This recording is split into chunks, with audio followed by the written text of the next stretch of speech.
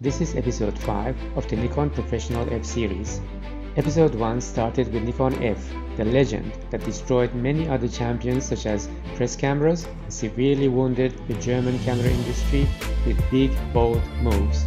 In episode 2, we covered Nikon F2, the new king that improved on the original F and extended the Nikon leadership for another decade without a revolution, but through refinements in every department.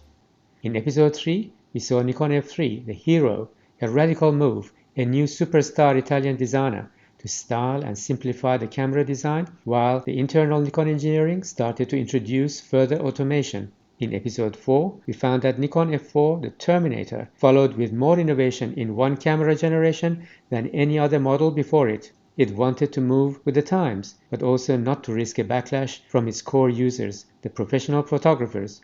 Those guys can be either loyal or ruthless.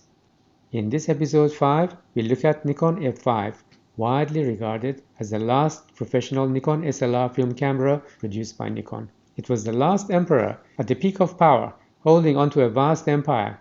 Under steady and confident hands, industrial design and beauty were skillfully combined with mechanical perfection and advances in electronics. If you haven't seen the other episodes, you're missing a lot of interesting history and proud heritage. When Nikon F4 was launched, Nikon had certainly hoped that it would keep it at the top of the industry for a while. But in the background, a revolution was slowly brewing. Other manufacturers were introducing more automation while breaking decades-old taboos. Electronics and automation were advancing rapidly, whilst the digital revolution forces could be seen from a distance. The powerful empire needed to decide to fully embrace the young digital revolutionaries or stick with the film tradition. How much automation was acceptable? What did the professionals prefer? Was the future certain? The greatest threat for over 2 decades was Canon. They were arguably innovating faster than Nikon. But both Nikon and Canon were outsmarted by the champion of electronic innovation in the late 80s. In 1985, 3 years before Nikon F4, Minolta introduced serous autofocus in Maxxum 7000 and the professional-grade Maxxum 9000. The user interface also had many new ideas. A little later, the same year, Canon introduced its T80 SLR with limited autofocus with old FD lens mount. It only lasted 1 year. In 1986, 2 years before Nikon F4, Canon introduced T90, called the Tank in Japan. Tank. It was initially designed by Luigi Colani. T90 substantially improved some of the new user interface ideas and created a virtual revolution which lasted for decades. But it was too little, too late. Minolta had changed the game with serious professional-grade autofocus, and T90 did not have autofocus. So after just 1 year, T90 production was stopped, and Canon introduced its new electro-optical system, or EOS, named after the Greek goddess of dawn, Eos, suggesting a whole new beginning. The new system started with the autofocus EOS 650 and 620 in 1987, then 750, which came out in 1988. The same year as Nikon F4. Nikon's own response to Minolta Maxxum autofocus started in F501 in 1986 and F401 in 1987, followed by F4 in 1988. F4 introduced autofocus to professional Nikon cameras.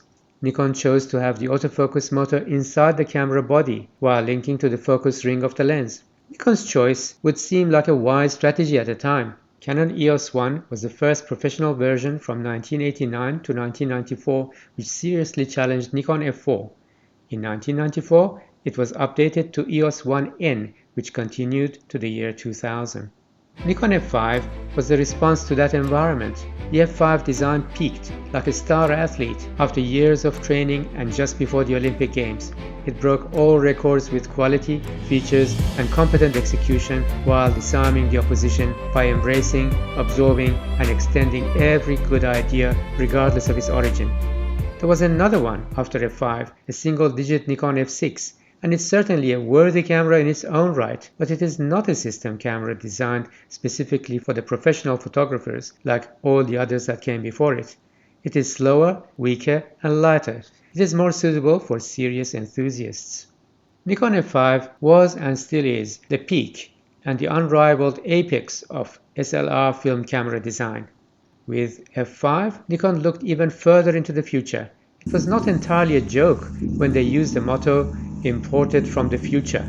The future historians may even think Nikon first designed a D1 professional digital camera, then inserted a film chamber inside it to form the perfect film camera. But in fact, it's the other way around. The star designer, Maestro Giorgetto Giugiaro, always looked into the future. Nikon started the design of F5 as early as 1992. It was a do-or-die period. Nikon had to do something truly spectacular. They had to match and surpass Canon in every area to regain the title of the top professional brand, especially for press photographers. The date is 2004.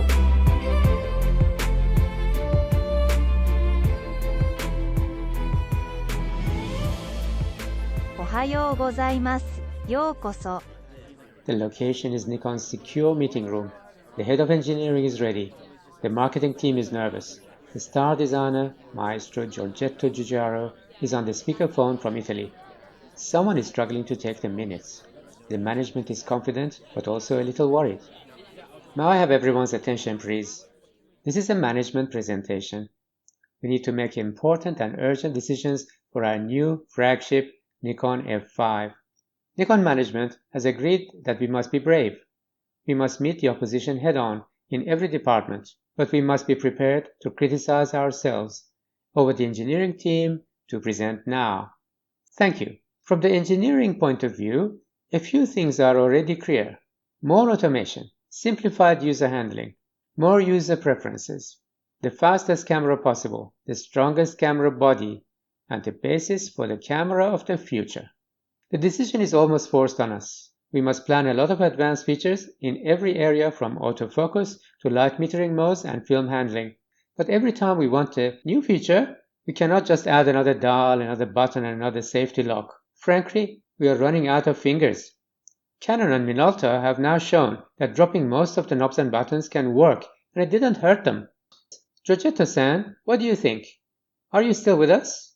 Si, molto bene. I like it. We're first in designing a camera to show everything inside the viewfinder anyway. So why not bring it outside and show it on a big LCD display? Others have done something similar, but we'll do it better. Then we turn a dial and select whatever we want. We can put the selected dial in a convenient position on the back so you can use it with a thumb. Let's call it the command dial. If there are more options, we can provide another dial in the front and call it the sub-command dial. These two should be sufficient for everything. See? Do you agree? Wakarimashita. Management agrees. This is elegant and simple. But Giorgetto-san, some more traditional photographers may think it takes too long to choose the feature they want every time. Don't you think for some things we should have a direct selection button? Si. Let's have a short list of functions which will have a dedicated button. The short list of function buttons should be things that you may want to change rapidly from one shot to the next. How about the PSAM shooting mode? Okay, that's something people may want to change quickly. Exposure compensation? Okay, that's also often used between the shots. A button to choose exposure compensation, then the same command dial will increase or decrease the compensation. How about ISO? Now we have DX coding, so that's not really necessary. But if someone really wants to overrule the DX code, then they can change the ISO manually by pressing a small button hidden under a flap. We can also hide more selection buttons under that panel and keep everything uncluttered. How about auto exposure and autofocus locks? I think the professional photographers insist on it, right? This is also okay, but please don't go any further. That's already 5 dedicated buttons. I hope the management team likes where this is going. I'll hugely simplify the front and top of the camera and give it a really futuristic look. This time, I have the chance to sculpt the body of the future camera. Giorgetto-san, it looks like Canon have their own Italian star designer, Luigi something. What do you think? Everything coming out of Japan has either been designed by me directly, or was inspiration to design, or they copied it cold-blooded. But I invented Japanese design altogether. Un momento. You mean Luigi Colani, see? He's German, not Italian. His real name is Lutz. He calls himself Luigi, the modern Leonardo. He also designs cars, trucks, and motorbikes. He does a few sketches with unusual curves and impractical forms that might shock you for 10 minutes, and you might think this is the way of the future. But in reality, you don't see his designs in the streets, do you? In Japan, their management agent Konisha Ito actually finishes his rough sketches to turn him into real workable designs. I think they just want to have his name. Ito has brought many of my competitors to Japan, like Porsche Design. Kalani's camera designs are not bad, but my designs will be timeless. You'll see. Okay. Now back to the engineering team. Why don't we make every user preference selectable by the user? In theory, we can have an infinite number of choices shown in a little LCD. We may actually call it a menu in the future. Excuse me, everyone, we should not forget about the lenses. The new Canon lenses seem to autofocus faster and more accurately and quietly. We're getting comments from press photographers and camera magazines that our AF lenses are too slow and noisy. What does the engineering team have in development? We have been developing our own ultrasonic lens-mounted autofocus motors, but this means a whole new line of lenses. The marketing team recommends that we should give it a name that has the word silent in it. Something like silent wave, AFS, as in autofocus silent. Okay, silent sounds good. Silent is good for promotion. What about the previous AI and pre-AI lenses? We think we can finally drop the pre-AI lens mount. The marketing department recommends that we advertise if someone really wants the pre-AI mount. We offer to modify the camera for a small cost. One way or another, we need to get the press photographers that we lost to Canon back. We need to boost all the other features that appeal to the segment. Here are some. Fast shooting speed, 8 frames per second, continuous shooting. Canon cannot do fast continuous shooting unless the mirror is locked up. The marketing department has actually made a movie with a fast shutter speed and wants to use it as an advertisement for fastest camera in the world. Okay, do it. That'll be unique. What else can we do with such fast shooting camera? Sir, Canon is lending their long white lenses. It's quite a sight at major events. It looks like they own the event. We need to do something similar. The marketing department has an idea. The biggest event in the world just coming up is the Olympics in Atlanta. We will give the new F5 to the press and sports photographers for the first time at the Olympics before the public release. Great. Management agrees. It sounds like the futuristic image we want to create for the F5. Thanks for the good work, everyone.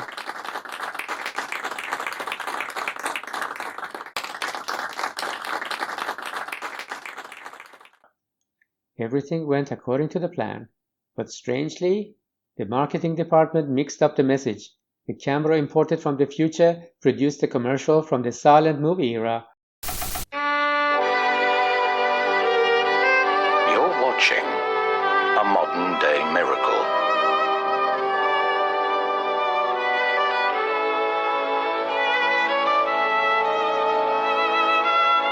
Because this film was shot on a camera that only takes stills. The Nikon F5, technically the quickest camera in the world. Nikon F5 came a long way since the days of Jimmy Olsen. It is widely considered as the last truly professional system SLR camera. In most respects, it was and still is the peak of the film camera development. F5 was the apex. The Padawans can leave us now and watch the other videos in this channel. Shooting the roll of film in the easiest way possible. Here is a test roll of film which is de-excoded. Slide the camera back lock and pull the rewind knob. The camera back opens. Put the film cartridge into the left chamber. Pull the film edge to the red index. Make sure the film is nice and straight, then close the back. Fully press the shutter release button. In a fraction of a second, the camera will advance to frame 1 and waits for your action. Rotate the body cap to the right and remove it. Get the lens, match the index, and turn to the left to lock. This one is an AFS lens, so it is autofocus. Press this mode button and rotate this main command dial until it shows P for program mode. Set the focus mode to S for single servo autofocus. Set the film advance to S for single shot. Remove the lens cap, otherwise the camera may refuse to shoot since it cannot focus. Look through the beautiful 100% viewfinder, compose and shoot. All of that can be done in less than 30 seconds. Let's turn the advanced mode selector to continuous and shoot the entire roll. Impressive, but wasteful with the current film prices. The LCD will flash end. The shutter cannot be released anymore. For rewind, there are two buttons. You open this flap and press button 1. Then turn the rewind release lever and press rewind button 2. The film will rewind very fast and the frame counter will go backward. If you use only button 1, you can also rewind manually with a conventional rewind crank. For example, if you want to leave the end of a film strip out of the cartridge. If you accidentally press the rewind button 1, but you have some film left, you half press the shutter release button. The camera will advance and waste one frame, but without taking a shot. Button 1 will pop up and you can continue shooting as normal. As a pro, you may want to deviate from each of these easy settings. First, you need power in the camera. The batteries are inside the integral vertical grip. Turn off the power switch, pull and turn the release knob to the left. Pull out the battery holder, MS30. Put in 8 AA batteries, which may be alkaline or lithium. There's also an option for nickel metal hydride batteries called MN30. Reverse the process and lock the battery chamber. Turn the camera on again. If the light is dim and you cannot see the LCD, turn the power switch one more step and the LCD backlight comes on. It stays on as long as the meter is on. If you take a shot, it will turn off. The mode selector gives you the full PSAM options. Press the mode button and rotate the main command dial in the order of P, S, A, and M, which shows up on the outside LCD and in the viewfinder. P, or program auto, means the camera will choose the combinations of shutter speed and aperture for you. It requires lenses which have a CPU and can electronically set the aperture. If there is an aperture ring on the lens, set it to the smallest aperture, for example 22. You can shift the combination of aperture and exposure in the program mode by rotating the main command dial without pressing any buttons. The combination will result in slower or faster shutter, while the amount of exposure remains the same. When you shift the program combination, an asterisk appears next to the P. The asterisk disappears if you go back to the original setting or turn the camera off. Shutter priority auto mode. In this mode, you choose the shutter speed and the camera will choose the best aperture. This needs lenses with CPU which can set the aperture electronically, so it will not work with older AI lenses. First, put the lens aperture on the smallest possible, such as 22. Aperture priority auto mode. In this mode, you choose aperture and the camera will choose the shutter speed. With CPU lenses, which have an aperture ring, set the aperture to the smallest. With G-type lenses, which don't have any aperture ring, don't worry about it. You can then choose the aperture that you want with the sub-command dial in the front. If you like the tactile feeling, if you have older non-CPU AI lenses, just use the lens aperture ring since the sub-command dial will not be able to change it. Also, with non-CPU lenses, the aperture setting can only be seen in the viewfinder through the direct aperture readout, which is the view of the secondary ring on the lens. It will not be displayed on the outside LCD. Manual exposure mode. Choose the aperture directly on the lens. Use the main command dial to choose the shutter speed with 1/3 stops. The shutter speed always shows in both the LCD and the viewfinder, but with non-CPU lenses, the aperture can only be seen in the viewfinder through the direct aperture readout. For exposure compensation, there is a dedicated button, followed by a command dial selection. Exposure compensation is available plus and minus 5 stops in 1/3 stops. It will show up on the outside LCD and the viewfinder together with plus and minus signs. Exposure compensation with F5's 3D color matrix metering is not recommended, as this metering mode already applies its own exposure compensation. Be careful. Exposure compensation will stay on until you change it back to normal. If you have this standard DP30 finder, the F5 has 3 metering modes, which are selectable by pressing the lock and rotating the dial. The options are 3D color matrix metering, then center weighted metering, then spot metering. The symbol for metering mode will appear in the viewfinder. 3D color matrix metering means it can use distance data as well as brightness, contrast, and color distribution using the 1005 pixel matrix sensor. For that, it needs D or G type lenses with CPU. If you use CPU lenses other than D or G type, it uses matrix metering but without the distance information. CPU lenses are those like AF and AIP lenses. If you use a non-CPU lens, then use center-weighted metering or spot metering. Center-weighted metering measures 75% of the light from the 12mm diameter circle in the viewfinder and 25% outside the circle. If you don't like it this way, no problems. The custom settings come to the rescue. Spot metering measures nearly 100% of light from a 4mm diameter circle in the viewfinder. F5 has 2 autofocus modes selected with this dial. Single servo autofocus with focus priority, like F4. It will shoot only if the focus is locked, so it will not shoot with the lens cap on. The custom settings allow you to change this to release priority. Autofocus is activated with a half press of the shutter button or one of the 2 dedicated AF buttons on the body. This triple redundancy was apparently demanded by professional photographers. We also have continuous servo autofocus with release priority, which continuously tracks and adjusts the focus as you move the camera or the subject moves. In both autofocus modes, if the subject moves, the focus tracking automatically activates. In single servo mode, it tracks until the focus is locked.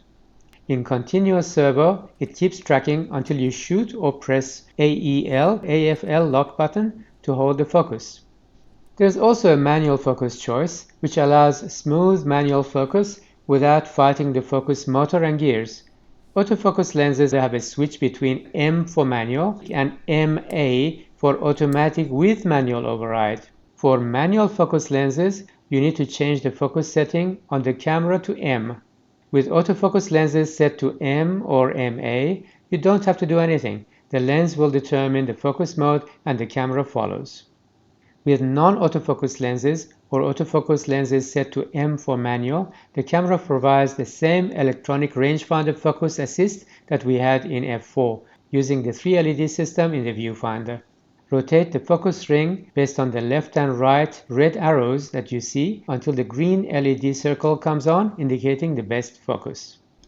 F5 can use AF lenses which require camera-based focus motor, and later AFS lenses which incorporate a silent motor inside the lens. This makes F5 the second best after F4 in overall backward lens compatibility.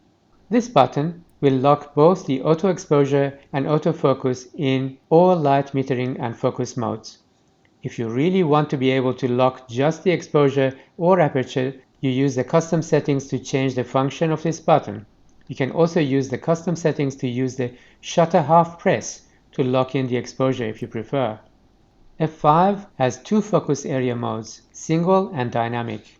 Press the dedicated AF button and rotate the main command dial, then choose between the 2 modes. Their symbol will appear on the top LCD. In single mode, area AF point is in the center unless you move it. In dynamic AF mode, the camera uses up to 5 points to determine the focus, with one of them as the primary sensor. The single focus area or the dynamic AF primary focus point can be changed. Use the joystick and move it up, down, left, right, or center, a maximum of 5 points. To select the film advance mode, press this button to release the lock and turn the dial.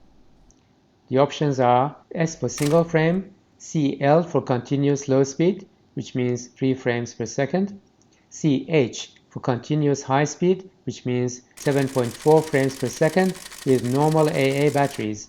If you use the rechargeable nickel metal hydride batteries, it gives you 8 frames per second. CS for continuous silent, which means 1 frame per second and slightly less sound. Self-timer, set for 10 seconds by default, but can be changed in the user settings.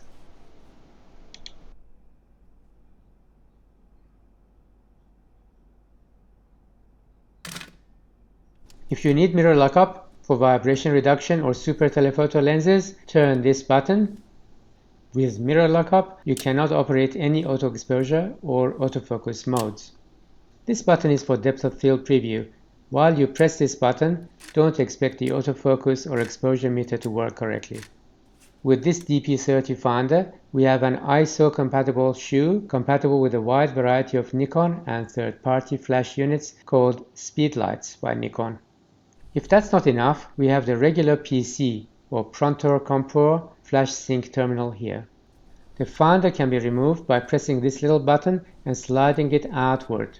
You need something like this wooden skewer to press it hard. This viewfinder attachment is the most solid and reassuring amongst all Nikon F cameras. The focusing screen can be easily removed by lifting off the front edge, similar to the F4. At the time of the release, there were 14 focusing screens available. 11 of them are shown here. The last one, G-type, had 4 variants, G1, 2, 3, 4, making it a total of 14. This viewfinder also has a shutter activated by this lever to prevent stray light getting through the pentaprism and affecting the light metering. Finders available were DP30, which is this one, DA30 action finder, DW31, that is a 6x magnification finder, and the DW30 waist level finder. Since F5 was supposed to be a camera of the future, it needed data expansion, so it has 2 options for data backs. The compact data back allows date and time to be imprinted on the film frame. The multi-control back allows a lot of other exposure data on the frame and 22 digits of data between the frames. These data backs are the halfway house between the dumb camera backs and the later full menu backs of the digital cameras. Nikon F5 was the first to allow connection to a PC or Mac via 2 possible 10-pin connecting cords. The software provided was Nikon Photo Secretary, which allowed camera operations to be set on the computer and for the shooting data to be stored on the computer. Multiple exposure on the F5 is done electronically. Press the dedicated multiple exposure button and rotate the main command dial. The symbol will show on the LCD. Take the first shot. The symbol will start blinking, which means it's waiting for the second shot. Take the second shot when you're ready, and the symbol disappears. You can repeat this process after taking the first shot for more than 2 shots on the one frame. With all that functionality and the user choices, the top of the camera is kept very clean and neat, right? But there is more at the bottom of the camera, which hides infrequently used functions. There's also a dedicated small LCD panel that shows these settings. Open this little flap and there are 5 buttons. The ISO button is for overriding the DS coding auto selection. Press the ISO button and rotate the main command dial. The little LCD shows your ISO selection. If you select DX, it means it's back to automatic DX coding. Bottom left is a button for auto exposure and flash exposure bracketing. It takes too long to explain here, so please read the manual. This little lock button works in combination and can lock shutter speed, aperture speed, and autofocus area selection. For example, to lock the autofocus area, press and hold the lock button and use the joystick in any direction. The lock symbol comes on and the focus area selection is locked. Do it again and it unlocks. This is the flash sync mode button. Press and rotate the main command dial. It will rotate through the sync modes, which are front curtain or normal sync, slow sync, or rear curtain sync. These are useful for creating effects, such as stream of light when you use a flash with a moving object like a car. With normal sync, you will see the stream of light in front of the car, but with a rear curtain sync, you will see the stream of light at the back of the car, the way you really want it. I have mentioned many times that certain user preferences can be changed through the custom menu. To use it, first copy pages 92 to 94 of the manual freely available online. Press the CSM button and hold while you rotate the main command dial to select the subject matter. Then rotate the sub-command dial to change the setting for that subject. You can reset all of them by pressing the BKT and CSM buttons at the same time. You can have 2 completely separate profiles, A and B. For each one, you can have different custom settings. For example, one for studio work and one for landscape photography. By the way, all the 0 choices are the camera's own default. At the bottom of the camera, we have the second AF on button and the second shutter release button. These are for the use of the camera in the vertical mode. To stop the accidental pressing of the vertical mode shutter button, a locking feature is provided. At the bottom of the camera, we have nothing but a tripod socket. Inside this beautiful viewfinder, we have the typical Nikon 100% view, bright and clear screen with full data. It uses a combination of backlit LCD and LED. Both look very sharp and good. Everything you need to adjust and shoot is here, like in F4, only better and less prone to LCD leak. The key elements are 1 and 8 show the focus area used. 2 shows exposure level in the alternative viewfinders in manual exposure mode. 3 is the 12mm diameter circle for center-weighted light metering. 4 shows the 5 focus points. 5 is the flash-ready light. 6 is the electronic rangefinder and the focus indicator. 7 is the aperture direct readout used for non-CPU lenses. 9 and 10 are shutter and aperture lock indicators. 11 is the PSAM exposure mode. 12 is the exposure compensation symbol. 13 is the metering mode symbol. 14 is the actual shutter speed selected or recommended. 15 is the aperture selected or recommended. 16 is the analog light metering in the manual mode. 17 is either the frame counter or the exposure compensation value. This data will turn off after 16 seconds. To turn it on again, half press the shutter button. Let's open the back again and marvel at the shutter system. Like F4, when you open the back, you cannot see the shutter working. F5 also has a double curtain shutter system. F5 also has a mirror balancer. The function of mirror balancer is to minimize mirror bounce and reduce the time required to bring the mirror down. Mirror balancer uses the physical principles of the pendulum. If the pendulum P swings to hit the pendulum P1, the pendulum P1 swings up from B to B1. The pendulum P instantly stops and transfers its momentum to P1, so the two will swing back and forth in perfect synchronization and harmony. The same thing happens between the reflex mirror and the mirror balancer. We can't leave this review without visiting the famous Nikon laundromat. コインランドリー Well, I'm happy to see that there's only 2 little items. Aperture priority, smallest aperture. You remember how the aperture priority mode works, right? You set the camera aperture to the smallest setting, such as 22, and then rotate the sub-command dial. But you can also use the lens aperture ring if you want. So, let's say you rotate the aperture ring on the lens and end up selecting 22 accidentally. At that point, the camera thinks you have decided to use the sub-command dial to select the aperture, so it will not follow what the physical aperture ring says, but it will follow what the sub-command dial says. But the sub-command dial could be set to something completely different, so you think you're getting 22, but in reality you're getting something completely different. The workaround to this, which is totally unguessable, is to set the sub-command dial itself to the same smallest aperture, such as 22. Then, when you rotate the aperture ring to f22, it matches with the sub-command dial and no harm is done. You can continue to rotate the aperture ring and the camera will give you what's on the ring. Just remember this little rule and you'll be fine. Exposure compensation. Exposure compensation shows on the outside LCD, but in the viewfinder, it only shows as long as you keep pressing the exposure compensation button. When you lift your finger, it no longer shows the exposure compensation in the viewfinder. Why not? Because there's no room in the viewfinder LCD. When you press the button, the exposure compensation value momentarily takes the same space as the frame counter. When you lift your finger off, it goes back to showing the film counter. Well, that wasn't so bad. A very small laundry list. The F5 is where Nikon SLR film cameras reached the peak. Nikon was late in adopting the best autofocus technology or camera user interface. But when they finally did it, they came up with this solid beauty. Nikon was always a champion of reliability. Do you often hear people talking about doing a CLA on Nikon? That term seems to be reserved for some delicate German cameras. you can get a Nikon F5 in perfect working order today for just a few $100s. You can't say that about those delicate German cameras, can you?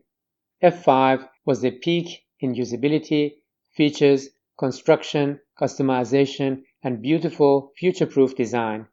Giorgetto-san excelled himself with a design which lasted through Nikon D1, 2, 3, 4, 5, D810, and finally D850 here. So if you wanted to know, here is my opinion. Nikon F5 is the apex of Nikon film cameras. Here are the two masterpieces, the last of the professional film SLR cameras and the last of the professional digital SLR cameras by Nikon. Each of them, in my opinion, the best of their type among all cameras.